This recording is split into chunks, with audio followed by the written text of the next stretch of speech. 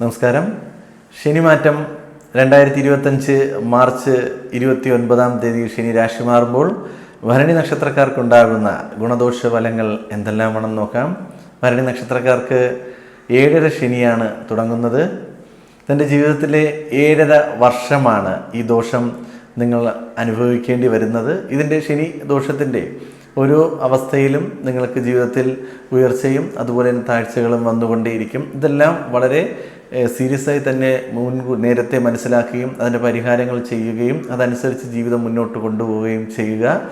ഭരണി നക്ഷത്രക്കാർക്ക് ഈ വരുന്ന 2.5 വർഷ കാലഘട്ടം ശനി തൻ്റെ ജന്മരാശിയുടെ 12ാം രാശിയിലും തുടർന്നുള്ള 2.5 വർഷ കാലഘട്ടം ജന്മരാശിയിലും തുടർന്ന് 2ാം രാശിയിലുമാണ്. ഇങ്ങനെ 2.5 വർഷം വച്ച് 7.5 വർഷമാണ് ശനിദോഷം നിങ്ങൾക്കുണ്ടാകുന്നത്. 7.5 ശനിയാണ് ബാധിച്ചിരിക്കുന്നത്. ഈ സമയത്ത് നമുക്ക് ഇപ്പോഴത്തെ 2.5 വർഷ കാലഘട്ടം ശനി ഇന്ന് 12ാം രാശിയിൽ നിൽക്കുന്നത് കൊണ്ട് നിങ്ങൾക്ക് തടസ്സങ്ങൾ, പരാജയങ്ങൾ, നഷ്ടങ്ങൾ ചെയ്യുന്ന കാര്യത്തിലെല്ലാം നിങ്ങൾ ആത്മാർത്ഥമായിട്ട് മനസ്സർപ്പിച്ച് അത് ഒരുപാട് കഠിനാധ്വാനത്തോടു കൂടി പല കാര്യങ്ങൾ ചെയ്യും എന്നുണ്ടെങ്കിലും നിങ്ങൾക്കെതിരെ പരാതി വരുന്നു, അതിന് തൃപ്തരില്ലാതെ, അത് നമ്മുടെ മേലുദ്യോഗസ്ഥരിൽ നിന്നുള്ള ഒരു സ്നേഹം കിട്ടാതെ വരുന്നു, നമുക്ക് അതിനുള്ള അംഗീകാരം കിട്ടാതെ വരുന്നു. അങ്ങനെ ഒരുപാട് നെഗറ്റീവായ അനുഭവങ്ങൾ ജീവിതത്തിൽ വരാൻ സാധ്യത കൂടുതലായി കാണുന്ന സമയം തന്നെയാണ്. അതുകൊണ്ട് അങ്ങനെയുള്ള കാര്യം കൂടുതലും കർമ്മരംഗത്ത് വളരെ ശ്രദ്ധയോടുകൂടി മുന്നോട്ട് പോവുക. വിദ്യാർത്ഥികളാണ് എന്നുണ്ടെങ്കിൽ വളരെ നല്ല രീതിയിൽ മടിയും അലസതയും ഉണ്ടാകും. പരീക്ഷയിൽ നമ്മൾ എത്ര തന്നെ ആത്മാർത്ഥമായി പഠിച്ച് പരീക്ഷ എഴുതിയാലും നമുക്ക് എഴുതിയിട്ട് നമ്മൾ വന്ന് പറയും ഞങ്ങൾക്കൊരു 95% മാർക്ക് കിട്ടുമ്പോൾ അത്രയ്ക്ക് എളുപ്പമായിരുന്നു എഴുതിയെന്ന് പറയും. എന്നാൽ റിസൾട്ട് വരുമ്പോഴേക്കും 75% മാർക്കേ കാണുകയുള്ളൂ.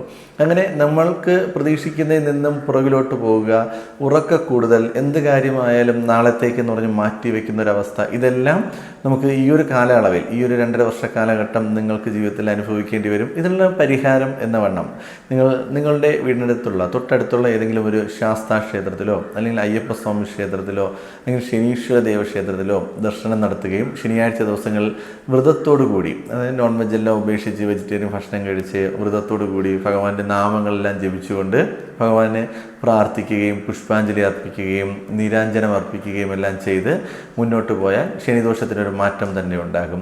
നിങ്ങൾക്ക് ജ്യോതിഷ സംബന്ധമായ സംശയങ്ങൾക്ക് മറുപടി നൽകാൻ വേണ്ടി സ്ക്രീനിൽ കാണുന്ന വാട്സാപ്പ് നമ്പറിലേക്ക് മെസ്സേജ് അയയ്ക്കുക.